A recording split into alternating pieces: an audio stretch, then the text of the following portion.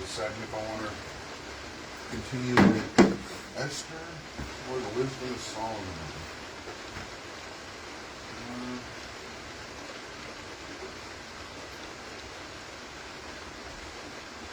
Yeah, let's hold off on Esther and let's make some Solomon.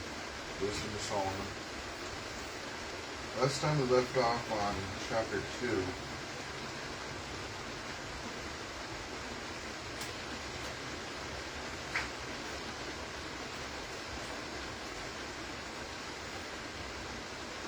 Alright, chapter 2. Wicked thinking. Wicked people are wrong when they say to themselves, our life is short and full of sorrow. And when its end comes, there is no escape.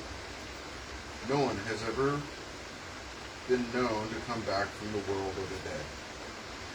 We were born by chance, and after life is over, we will be as if we had never been born at all. Our breath is no more than a puff of smoke. Our mind is nothing more than a spark thrown by the beating of our heart. When that spark dies, our body will crumble into ashes, and our breath will become part of the empty air. In time, no one will remember anything we ever did, and even our names will be forgotten. Our lives will pass away like traces of clouds and vanish like fog in the heat of the sun. Our time on earth is like a passing shadow. There is no escape from the day of our death. It is fixed, and no one can postpone it. The wicked say, come on, then.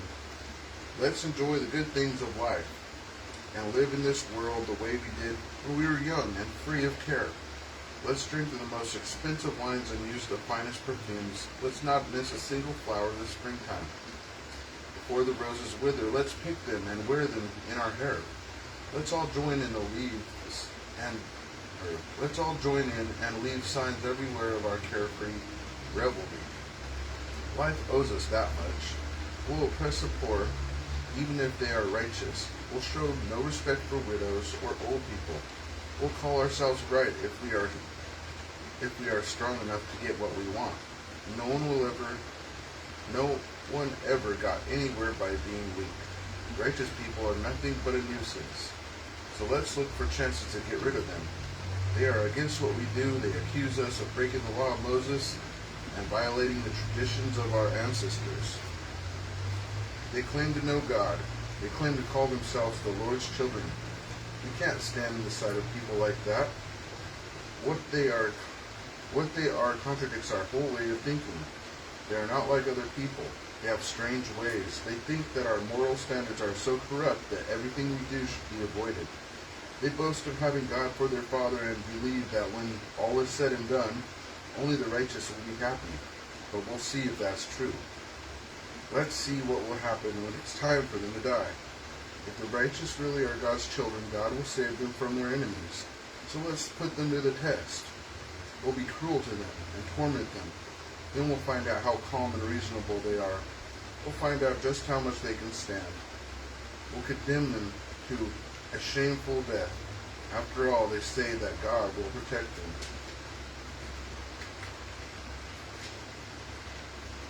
It seems like the more obedient and the more I seek God and try and be like God, the more attacked I feel.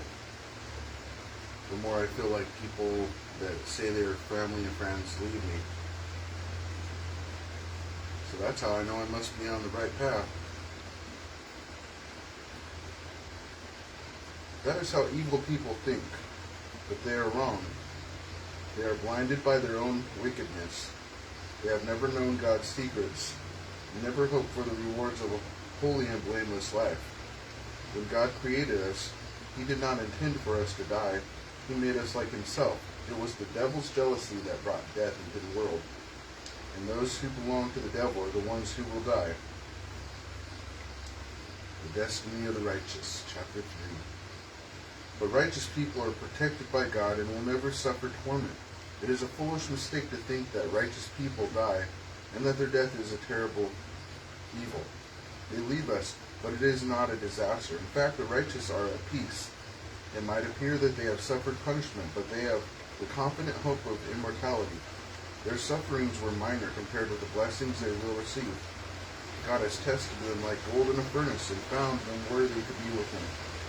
He has accepted them, just as he accepts the sacrifice which his worshippers burn on the altar. When God comes to reward the righteous, they will blaze out against the wicked like fire and dried straw. They will roll over nations and peoples, and the Lord will be their king forever. Those who have put their trust in God will come to understand the truth of his ways. Those who have been faithful will live with him in his love, for he is kind and merciful to the ones whom he has chosen. The destiny of the wicked. The ungodly, however, will get the punishment their wicked thoughts deserve. They will get the punishment their wicked thoughts deserve, because they rebelled against the Lord and ignored what was right. A man who has no use for wisdom or education has a miserable life in store for him.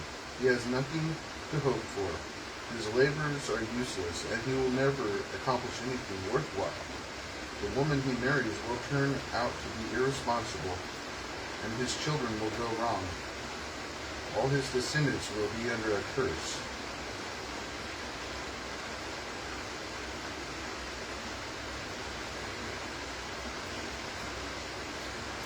I'd be lying to say that I don't sometimes wonder if maybe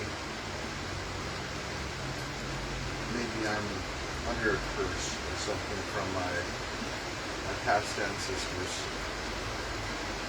Maybe that's why some family lines are richer and more successful than others, while others struggle. I'm not saying that, because of my family's curse, that my future is going to always be cursed. I'm just saying, I wonder if the struggles I go through are due to a family curse.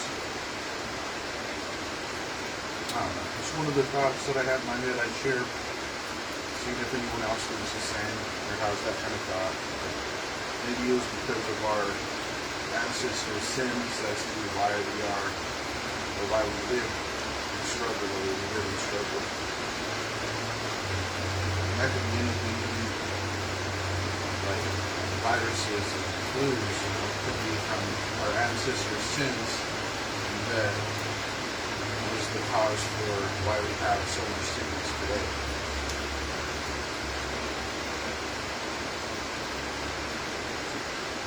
A man who has no use for wisdom or education has a miserable life in store for him. He has nothing to hope for. His labors are useless, and he will never accomplish anything worthwhile. The woman he marries will turn out to be irresponsible, and his children will go wrong. All his descendants will be under a curse. Importance of virtue. On Judgment Day, God will reward the woman who has never been able to have a child, provided she has not been guilty of adultery. She will be happy on that day. Even the man who has been castrated will be rewarded with happiness if he has kept the law and has not stored up resentment against the Lord. Because he has been faithful, he will receive the special reward more precious than having children.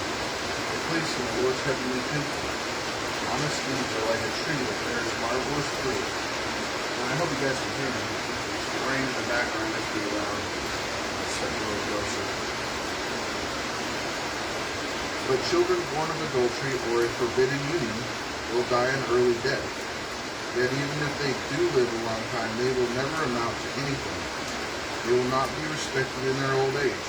And if they die young, they will have no hope or comfort on Judgment Day. Children born of a forbidden union suffer a miserable fate. Alright, I'm going to go ahead and leave off there, and we'll start again on chapter 4. And that's the word, or the wisdom of Solomon, out of the Deuterocanonical / Apocrypha books. Alright, well, you guys have a great week. Stay dry out there. God bless. Love you all. Talk to you later.